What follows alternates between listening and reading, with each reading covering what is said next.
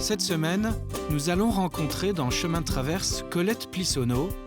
Elle a créé la ferme pédagogique de la Jarrie, un lieu d'échange et d'apprentissage.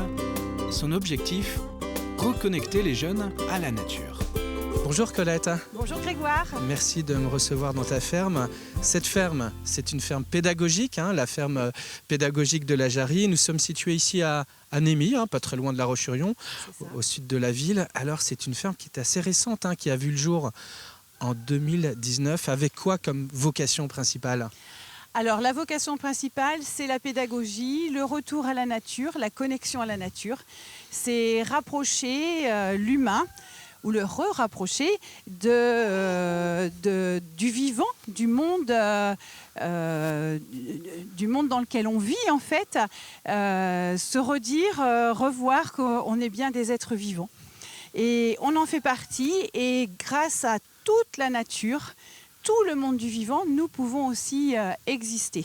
Donc une ferme pédagogique, c'est un peu une ferme vivrière, une ferme où on vit, où on produit sa nourriture.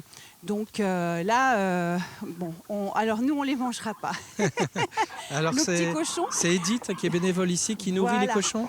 Edith, donc c'est la secrétaire même de l'association, parce que nous sommes une association, une vraie association avec des bénévoles, des membres actifs, des membres sympathisants, des donateurs.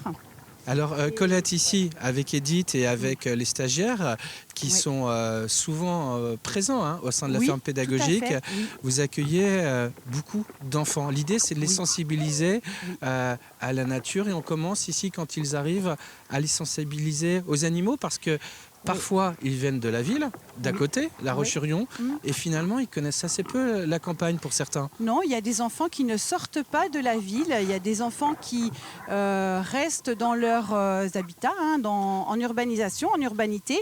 Et ces enfants-là n'ont aucune occasion de découvrir le monde du vivant, tout simplement, l'herbe, marcher sur de l'herbe.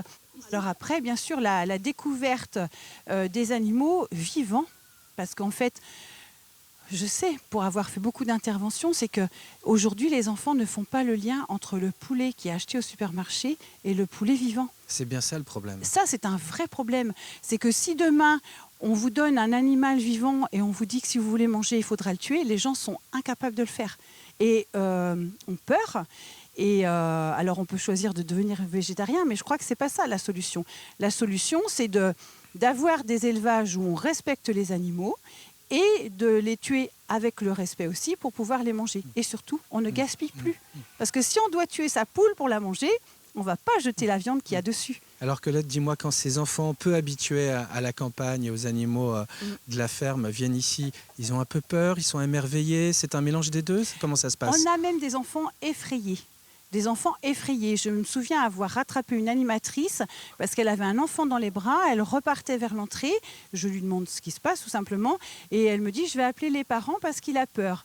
Et là je lui dis non, tu rappelles pas du tout les parents, tu viens avec moi, on va l'accompagner, on va lui faire garder de la distance avec les animaux. S'il a peur, bien évidemment on ne va pas chercher à provoquer de la peur, on prend simplement le temps.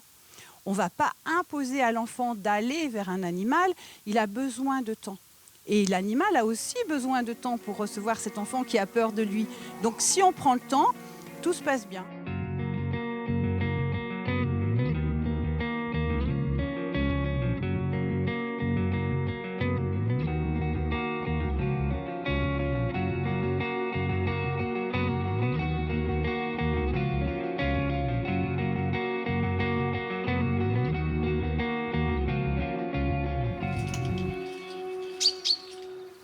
Colette, ici, après la découverte des animaux, on découvre le jardin. Le jardin, c'est souvent ici un potager en permaculture. Ça, c'est important.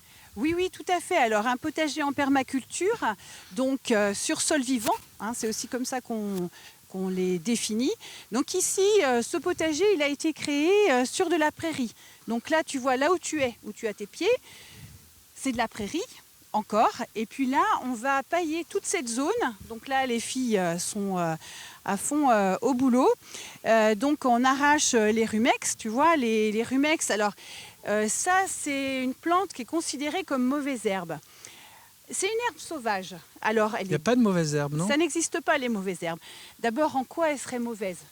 La belladone, que je sache, une plante extrêmement toxique, elle est utilisée dans la pharmacologie. Et c'est vrai que là, comme il est très présent et que c'est une plante très résistante, on l'enlève. Là, on l'enlève parce que l'année prochaine, on va planter nos pommes de terre ici.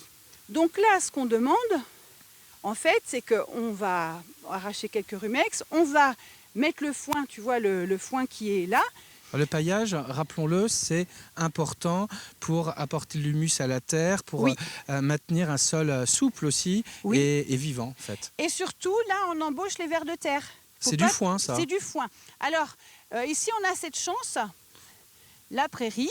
Donc maintenant, on a plus de poneys, donc on aura peut-être moins de prairies. Mais on a un voisin aussi qui est en agriculture bio.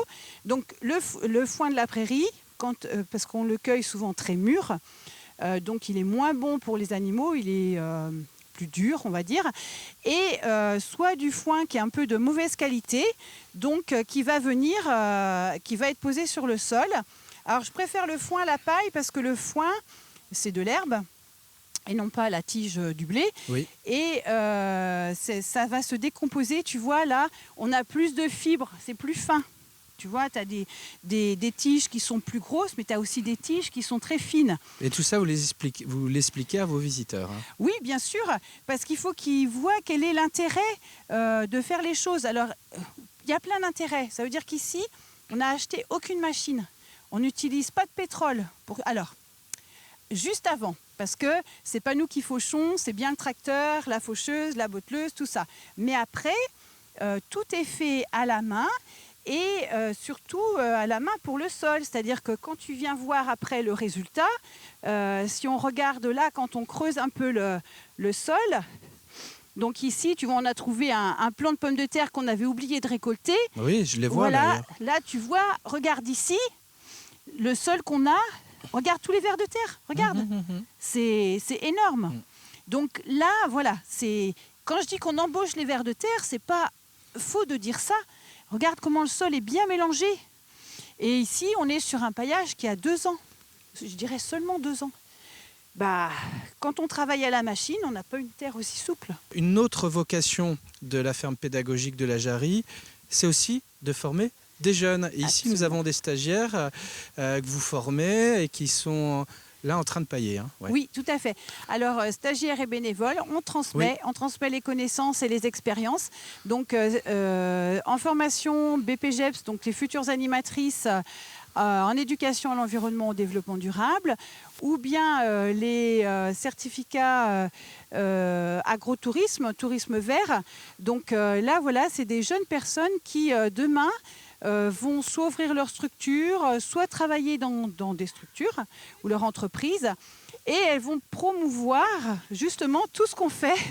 Elles vont promouvoir cette éducation à la nature et puis la permaculture, tous ces systèmes vivants.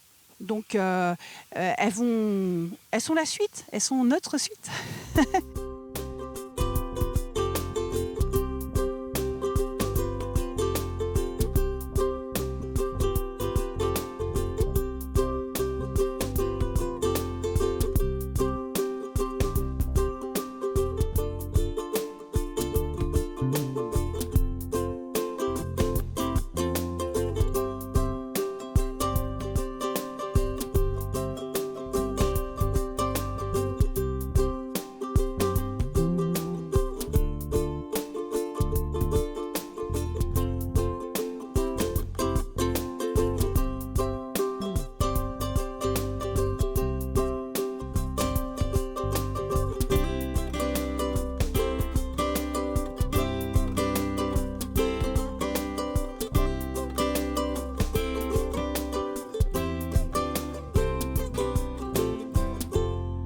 Colette, votre ferme pédagogique, vous la voyez comment dans 10 ans?